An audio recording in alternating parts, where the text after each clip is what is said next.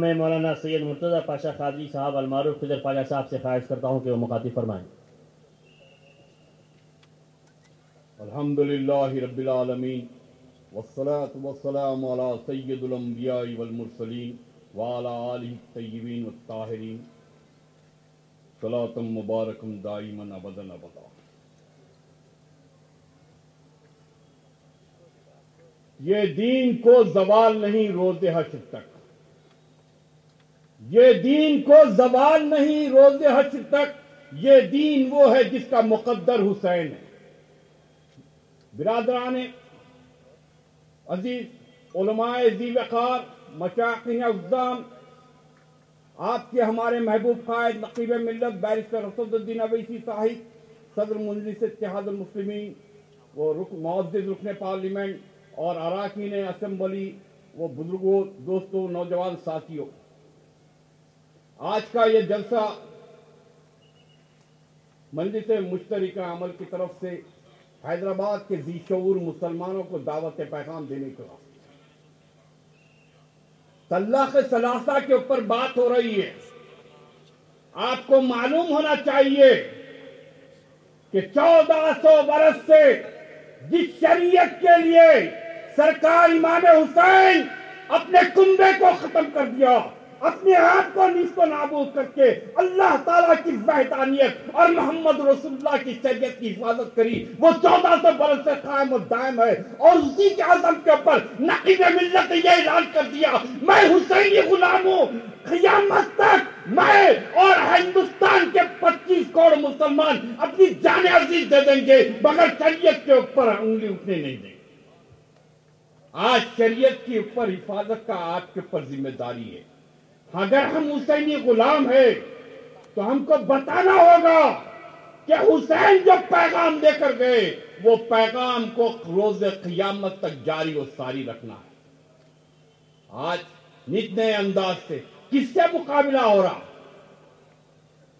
وہ قوم جو 200 کلومیٹر پر دھوتی بدل جاتی ہے، تہذیب بدل جاتی ہے، بھگوان بدل جاتا ہے، وہ قوم آپ کے مقابلے میں ایک، اور آپ جس کا خدا ہے، جس کا کلمہ ہے، جس کا قرآن ہے، مگر افسوس آپ ایک نہیں ہو رہے، آپ ایک نہیں ہو رہے۔ نقیب ملت کی ہدایت پر میں یو پی کے اندر جب گیا تو میں دیکھ رہا تھا، نقیب ملت بولے کیا حال چال ہے، تو میں اعلان نقیب ملت جہاں جہاں جا رہا ہوں پہلے السلام علیکم بولتے تھی، بھائی میں چودھری ہوں، میں سیفی ہوں، میں سید ہوں، میں انصاری ہوں، میں پٹھان ہوں۔ میں افسوس اس میں مسلمان بھی ہے، اس میں سے کوئی بھی مسلمان نظر نہیں آ رہا مجھے۔ پہلے السلام علیکم وعلیکم السلام بولنے سے پہلے یہ بات ہو رہی، آگے گئے تو ہاتھ پکڑ کے روک رہے، کیا بھائی یہ ہری ٹوپی اتارو، صوفی ٹوپی پہنو کیونکہ یہ تبلیغیوں کی جماعت ہے۔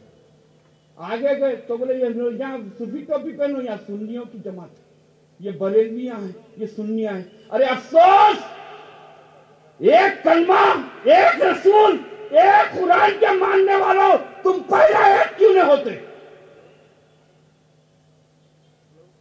جب تم ایک ہو جاؤ گے تو دنیا کی کوئی طاقت تمہارے کو مٹا نہیں سکتی۔ اور آج وقت آ گیا کہ آپ کو ہم کو سوچنا ہے کہ آج شریعت کے اس حملوں کے اندر کون حملہ کر رہا ہے؟ جو ہندوستان کا ناپکار وزیر اعظم اعلان کر رہا ہے مسلم بہنوں کی حفاظت۔ ارے تو اپنی بیوی کی حفاظت نہیں کرا، تو اپنی بیوی کو کہیں کی چھوڑ دیا، آپ ہمارے مسلم بہنوں کی حفاظت کیا سے آ گیا؟ ہاں، پہلے سوچنے کی بات ہے، ہم کو کیا کرنا ہے اور اغیار کی کون سے چالوں سے بچنا ہے۔ مسلم پرسنل لا بورڈ بار بار آپ کے طرف آ رہا ہے، بار بار آپ کو آگاہ کر رہا ہے، جاگو مسلمانوں، وقت آ گیا ہے کہ تم 25 کروڑ ہو کے بھی تنکوں کی طرح بہ کے جا رہے ہو، اور وہ قوم تمہارے مقابلے میں برہمن بھی ایک ہوتا ہے، راجپوت بھی ہوتا ہے، رڈی بھی ایک ہوتا ہے، راؤ بھی ایک ہوتا ہے، ہریجن بھی ہوتا ہے، بی سی بھی ایک ہوتا ہے، ایس سی بھی ہوتا ہے، اور تم ایک میں ہو رہے۔ آج دارالسلام کا اس مقدس اسٹیج آپ کو دعوت فکر دینے کے لیے رکھا گیا، اور آپ کو یہ بتانے کے لیے رکھا جا رہا ہے کہ ہم وہ قوم ہے جو دریائے دجلہ ہماری فتح و نصرت کے گنگے آج بھی جانتے ہیں۔ ہم سے مقابلہ مت کرو، مٹ گئے مٹ جائیں گے عہدہ تیرے، نہ مٹا ہے نہ مٹے گا کبھی چرچا تیرا۔ ہمارے دین کا چرچا نہیں مٹنے والا ہے، اور محمد رسول اللہ کا دین کی حفاظت اللہ خود اپنے ہاتھ میں لے لیا ہے۔ ظاہر میں مجاہدین کو پیدا کر دیا ہے۔ اٹھو، اگر تم اپنے آپ کو حسینی غلام بول رہے ہو، اگر تم اپنے آپ کو حسینی کردار کے لمبردار سمجھ رہے، تو آج وقت آ گیا ہے دنیا کی کوئی طاقت سے ڈرے بغیر اپنی آل اولاد کو بھی قربان کرنے کا جذبہ رکھ کے محمد رسول اللہ کی شریعت کی حفاظت کرو۔